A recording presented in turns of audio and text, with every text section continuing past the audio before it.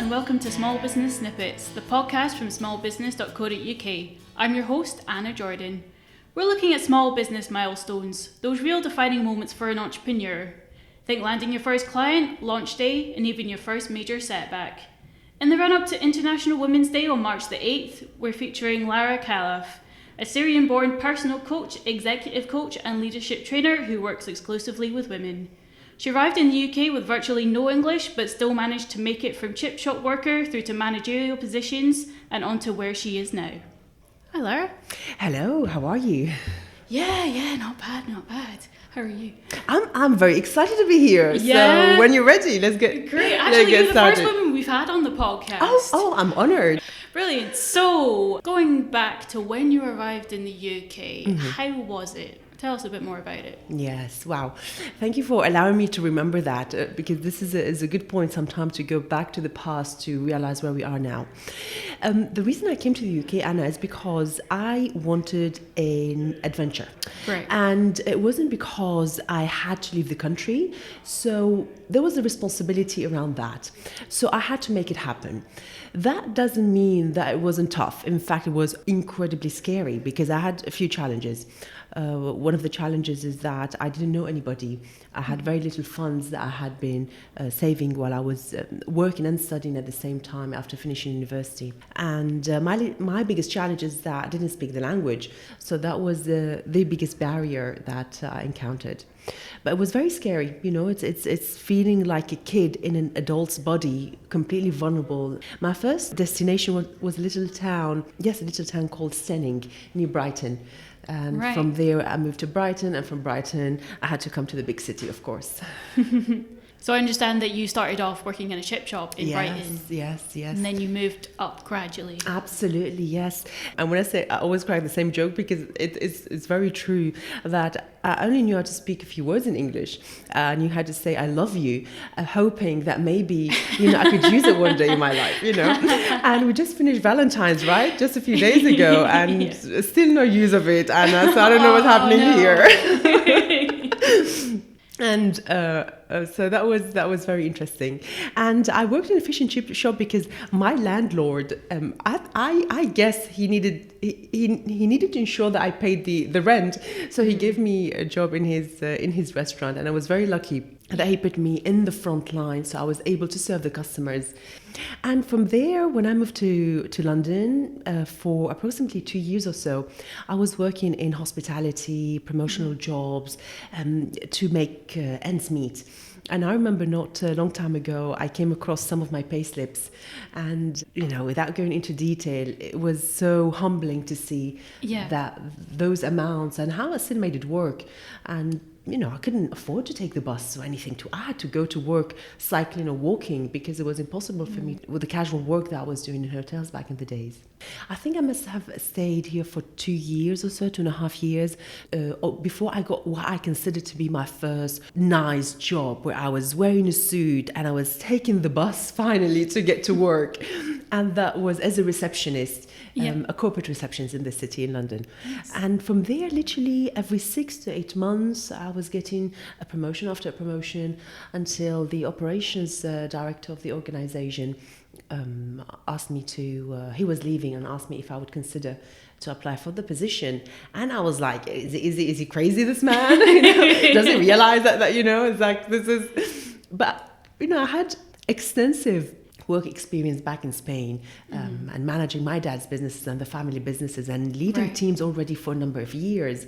So for me, that was an amazing opportunity and my first big business breakthrough. So I will always be incredibly grateful for this man for providing me this opportunity. And this opportunity, he believed in me more than I believed in myself. So for all the people who are listening to us, if there's somebody who believes in you more than you believe in yourself, allow them.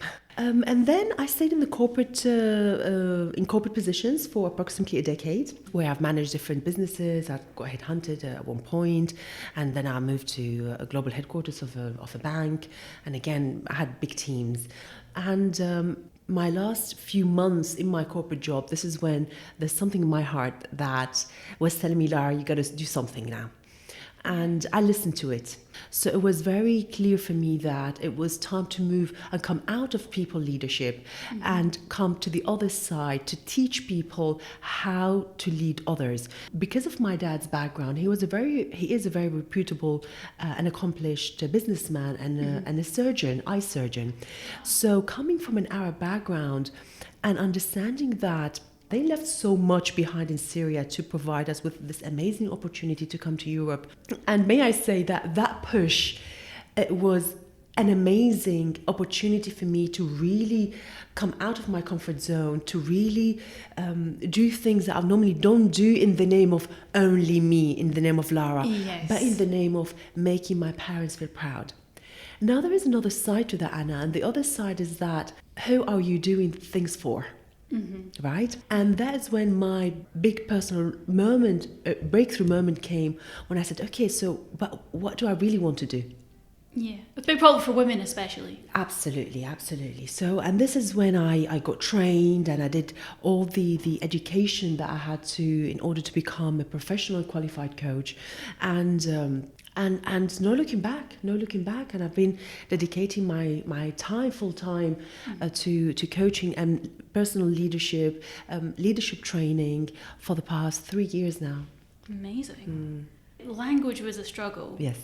Sort of going up to people and saying I love you and hoping for a positive response. Yeah. How did you pick up the language, and what other struggles did you find settling in? How did I pick up the language? One of the things is I had very clear that I needed to make this work because it was my decision to come to the UK. Yeah. And because it was my decision, there was no doubt about it. I had to make it work. So one of the biggest tips I would give people is don't hang out with people of your same language, because it's very tempting to create a community or home away from home and hang out with people who, in my case, spoke Spanish or spoke Arabic.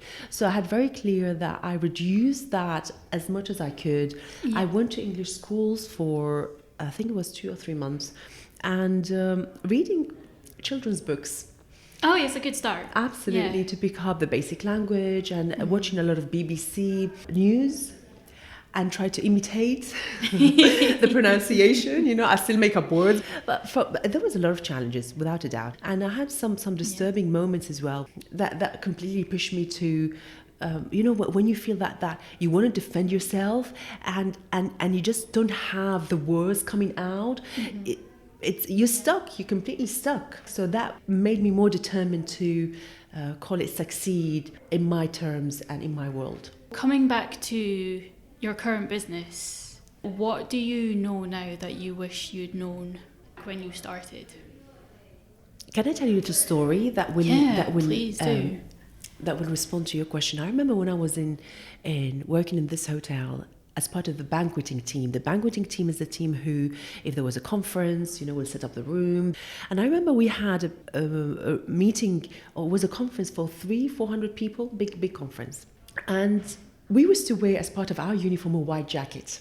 And I remember that I saw this beautiful woman, and I say beautiful not only physically speaking, but the aura that she was radiating, her presence, her essence, her confidence, the way she was commanding the room. It was just so mesmerizing to look at her. And I remember looking at that woman who was the events manager. And I was looking at her completely mesmerized. And I remember telling my colleague next to me, and I said to her, one day I would like to be like her. And she said to me, don't be silly, Lara. You are a white jacket. No. Right? So what do I know now that I didn't know then is that people have their own opinion. Their opinion doesn't make it your opinion. So it's about being mindful of who are we listening to.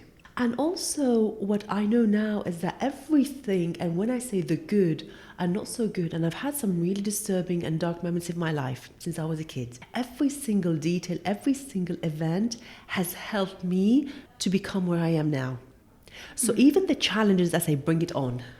Because not only the lessons that I learned from them, but thanks to those lessons, I'm also able to teach and to be more compassionate and to be able to serve my ladies and my customers in a more powerful and deeper way. The person that you spoke to, the colleague, was that also a person in a white jacket? Yes, absolutely. It's interesting. Yeah, so the interesting is that people have their own values, their own, what we call their own models of the world, their own way how they show up at work and in life altogether. So luckily, I only believed her words for maybe a short period of time, but I didn't believe her. Otherwise, we wouldn't be here today, right? But how many times we are getting advice from not the right people. And that's why it's so important to know the difference between receiving feedback and also receiving wisdom. And even with receiving feedback, my opinion is that we're going to be very mindful who do we receive feedback from. Because not all feedback is valid, in my opinion. How do you make that distinction? Great question. I think it depends how it feels. Also, it depends who is it coming from. Is it a person that has already walked that walk, or is it a person who they only have an opinion? So, and it's about challenging. Even whenever I'm in a teaching environment, I tell my students, don't take my word for granted. What I'm saying is coming from somewhere. And there is a gentleman that one of the big personal development people out there, and he talks about the power of asking ourselves powerful questions, because a powerful question will lead to a powerful answer. Could you give a couple of examples? If I am in the middle of a decision, a great question could be, if I am saying no to this opportunity, what am I saying yes to? Right?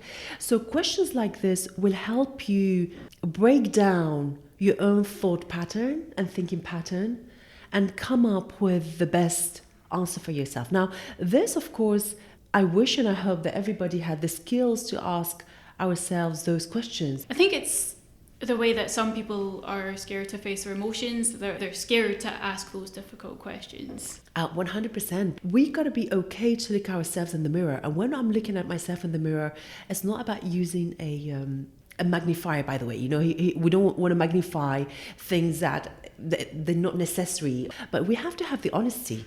How did you work with people's stereotypes of you, both as a Syrian and as a woman in business? We're talking earlier on about the power of questions, right? And this is a powerful question. I think that, number one, I never focus on it. And I remember a conversation with somebody who, after a long time, we met and said, Lara, you seem to be doing so great. Must have been hard for you being a woman and a foreigner. My response was that I didn't realize because that for me was an issue. When I came here, I had to improve a certain skill. And for me, it was crucial to learn the language. Once I knew how to speak the language, there was no other barriers. That doesn't mean that those barriers don't exist. And working with women and working with senior women, I see that literally on a daily basis. And for me and in my business, if things are not flowing, I just let it go. Is there anything you'd like to leave us on? Any last bits of wisdom to impart? One of the big reasons, if not the main reason, that people come to me for support is to get and gain more confidence. The number one reason, without a doubt. And I would like for people to think, is it really confidence what you need? Or do you need something else? Such as? It could be anything. I'll give you an example. I remember 1.5 years ago, I was invited to give a TEDx. I was lucky to be on stage. And people said to me, Lara, you must be so confident to be on the platform. And I said, well, not really, right? I mean, I hadn't spoken in front of 1,000 people before. And I don't know, that video is going to be there for the rest of my life, right? So how can I be confident about that? But what I had was courage that I had cultivated so many times in my life, that was what helped me to stand and be on TEDx. So this is something that I would like for people to think about. Is it really confidence what you need? Or is it something else? Also, that confidence sometimes is quiet. It's quiet. It doesn't need to be loud. It doesn't need to be a show, because so many people confuse the show with inner strength. And if you really want to gain more confidence, let's work on your inner strength. That's my last piece of wisdom. Well, for somebody who's quite quiet, that's reassuring to hear. Thank you ever so much for coming in, Lara. You can find out more about Lara at larakhalaf.com. You can also visit smallbusiness.co.uk for more guidance on becoming self-employed. Join us next time when we'll be speaking to an entrepreneur about an unexpected surprise at their first professional public speaking engagement. Until then, thank you for listening.